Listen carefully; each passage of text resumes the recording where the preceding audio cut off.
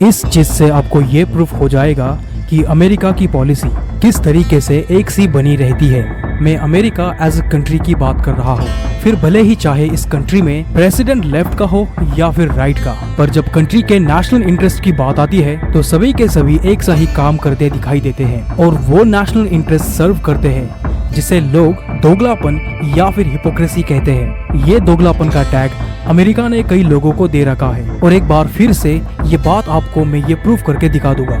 इस वाली पोस्ट में डोनाल्ड ट्रम्प 2018 में पाकिस्तान को एक टेररिस्ट कंट्री बोल रहा था, उस समय जब वो यूएसए का प्रेसिडेंट था, और बोलते हुए दिखाई दे रहा था कि पाकिस्तान एज अ कंट्री कैसे टेररिस्ट को स्पॉन्सर करती है, और यूएस के अभी तक के प्रेसिडेंट को फुलिश बताते हुए उन लोगों को जिन्होंने पाकिस्तान को फंड करने में मदद की थी, उन सभी को भला बुरा कहते हुए 2018 की इस पोस्ट में दिखाई देता है। और उनकी तरफ से क्वेश्चन रेस किए जाते हैं कि क्यों अभी तक पाकिस्तान को फंडिंग बेवजह की जा रही है, और देखा जाए तो अमेरिकन को इसका कोई फायदा नहीं होता। पर आज वही आदमी 2025 में पाकिस्तान के आसिम मुनीर को खाना खिलाते हुए दिखाई दे रहा है। ये स्पेशल दावत सिर्फ और सिर्फ पाकिस्तान के लिए थी, और ये दावत भी मुफ्त की नहीं है, क्योंकि डोनाल्ड ट्रम्प जल्द ही नोबेल पीस प्राइज के लिए नॉमिनेट किए जाएंगे, और जिन्हें पाकिस्तान का यानी कि टेररिस्ट कंट्री का स्ट्रॉन्ग सपोर्ट होगा। वो भी किसके लिए?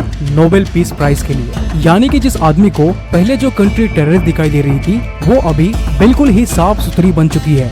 आपके जानकारी के लिए बता दूं कि डोनाल्ड ट्रम्प के ही प्रेसिडेंसी में पाकिस्तान को आईएमएफ से और वर्ल्ड बैंक से लोन मंजूर हो चुका है। पहले तो उन्होंने इस बात का क्रेडिट लिया कि हमने इन दोनों कंट्रीज की न्यूक्लियर वॉर रुकवाई, और फिर बाद में इस लफंगे आसिफ मुनीर को यूएस में स्पेशल इनविटेशन दिया। हमें इस बात से कोई फर्क नहीं पड़ता कि वे लोग किसे बुला रहे हैं और क्या खिला रहे हैं। बात सिर्फ ये है कि ये लोग पाकिस्तान के टेररिज्म के इमेज को व्हाइट वॉश करने की कोशिश कर रहे हैं। इससे बाकी सारी कंट्रीज में यही मैसेज जाएगा कि पाकिस्तान तो एक पीसफुल कंट्री है जो कि अपने ही इंटरनल मैटर से जूझ रहा है, जो कि एक वीक कंट्री है इकोनॉमिकली और सर्वाइवल के लिए स्ट्रगल कर रही है, और इसका एडवांटेज लेके इंडिया उस पर अटैक कर रहा है। इस तरीके का मैसेज सीधा बाकी सारी कंट्रीज को जाएगा, और पाकिस्तान खुल्लम खुल्ला इस बड़े प्लेटफॉर्म का यूज करके कश्मीर इशू को रेज करेगा। यही अमेरिका जो कि पीसफुल बनने का नाटक कर रहा है, वो ईरान को न्यूक करने की धमकी दे रहा है, क्योंकि इनके हिसाब से टेररिज्म तो सिर्फ मिडिल ईस्ट में एग्जिस्ट करता है और पाकिस्तान में तो कुछ है ही नहीं, और वो तो उनकी एक एसेट है जिसके थ्रू वे मिडिल ईस्ट पर कंट्रोल रखते हैं।